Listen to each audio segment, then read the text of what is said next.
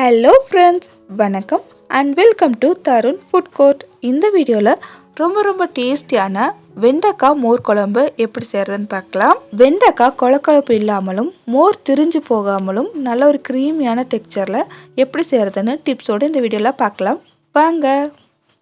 First ஒரு mixie ஜாரில் அரை கப் தேங்காய் சில்லாக கட் பண்ணி சேர்த்துக்கிறேன். ஒரு சின்ன துண்டு இஞ்சியை பொடியாக கட் பண்ணி ஆட் பண்ணியிருக்கேன். 4 பல் பூண்டு, காரத்துக்காக 2 பச்சை மிளகா, 1 டீஸ்பூன் சீரகம், இதெல்லாம் சேர்த்துட்டு கொஞ்சம் போல் தண்ணி ஆட் பண்ணி ஃபைன் பேஸ்ட்டாக அரைச்சி எடுத்து வந்துடுறேன். இந்த அளவுக்கு அரைச்சிட்டு இது ஒரு பக்கமாக வச்சிடலாம். அடுத்ததாக இந்த மோர் குழம்பு செய்கிறதுக்கு 1 கப் போல் கெட்டியான தயிர் எடுத்து வச்சுருக்கேன். தயிரை ஒரு விஸ்க் வச்சு இது போல் நல்லா பீட் பண்ணி எடுத்துக்கோங்க. அப்படி இல்லைனா மிக்ஸி ஜாரில் சேர்த்துட்டு ஒரு 20லேருந்து 30 செகண்டுக்கு அரைச்சிட்டும் கூட நம்ம எடுத்துக்கலாம். இது போல் செஞ்சு ரெடியாக வச்சுக்கணும். அடுத்ததாக ஒரு கடாயில் 2 டேபிள் ஸ்பூன் ஆயில் ஆட் பண்ணியிருக்கேன். ஆயில் நல்லா சூடானதுக்கப்புறமா ஒரு 1/4 கிலோ போல் வெண்டைக்காவை மீடியம் சைஸில் கட் பண்ணி வச்சுருக்கேன். அது இது கூடவே ஆட் பண்ணியிருக்கேன். வெண்டைக்காய் கொழக்கொழப்பு தன்மை இல்லாமல் வரணுன்னா ஒரு 30 நிமிஷத்துக்கு முன்னாடி கழுவிட்டு ஒரு காட்டன் கிளாத்தில் தொடச்சிட்டு அப்படியே காய விட்டுருங்க.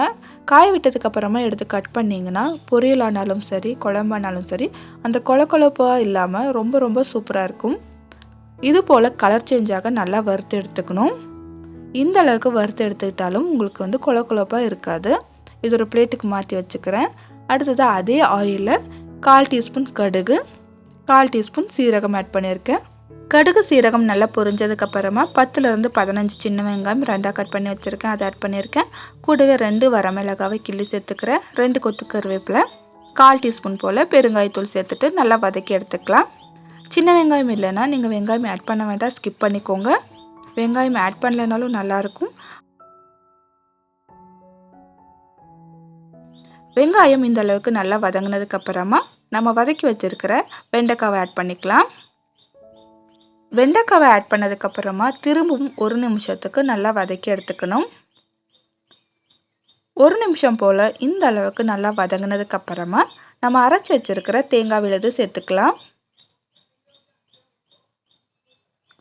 தேங்காய் விழுது சேர்த்ததுக்கப்புறமா மிக்ஸி ஜாரில் கொஞ்சம் போல் தண்ணி ஆட் பண்ணிவிட்டு அந்த தண்ணியும் இது கூடவே சேர்த்துக்கலாம். கூடவே இந்த மோர் குழம்புக்கு தேவையான உப்பு 1 டீஸ்பூன் போல் ஆட் பண்ணியிருக்கேன்.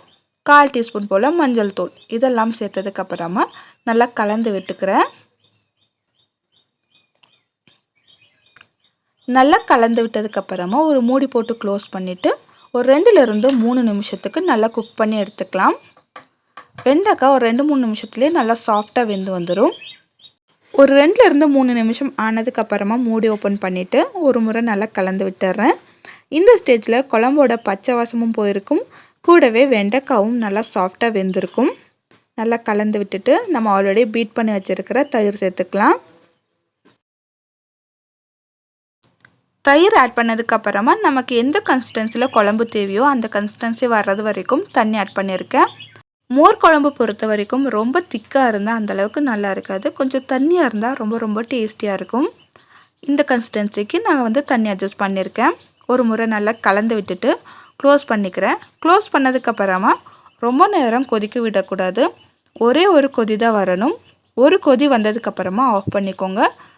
ஒரு 2-3 தடவை நல்லா கொதிச்சிருச்சுன்னா ரஞ்சிரும். திரிஞ்சதுக்கப்புறமா ஒரு க்ரீமி டெக்ஸ்சரோட குழம்பு மாதிரி இருக்காது. தண்ணி வேறையாகவும் தயிர் வேறையாகவும் ஆயிரும். அதனால் ஒரு கொதி வந்ததுக்கப்புறமா நான் ஸ்டவ் ஆஃப் பண்ணிட்டேன். ஸ்டவ் ஆஃப் பண்ணதுக்கப்புறமா சுட சாதத்தோட காரசாரமான ஏதாவது ஒரு பொரியல் செஞ்சுட்டு இந்த குழம்பு வச்சு சாப்பிடுங்க. அவ்வளோ சூப்பராக இருக்கும். ரொம்ப சிம்பிள் அண்ட் டேஸ்ட் வைஸும் ரொம்ப சூப்பராக இருக்கும். கண்டிப்பாக ஒரு முறை இந்த மோர் குழம்பை இதே மெத்தடில் ட்ரை பண்ணி பாருங்கள்.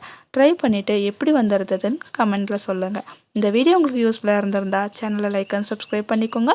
வேறொரு இன்ட்ரெஸ்டிங்கான வீடியோவில் உங்களை சந்திக்கிறேன். அது வரைக்கும் பாய் ஃப்ரெண்ட்ஸ்.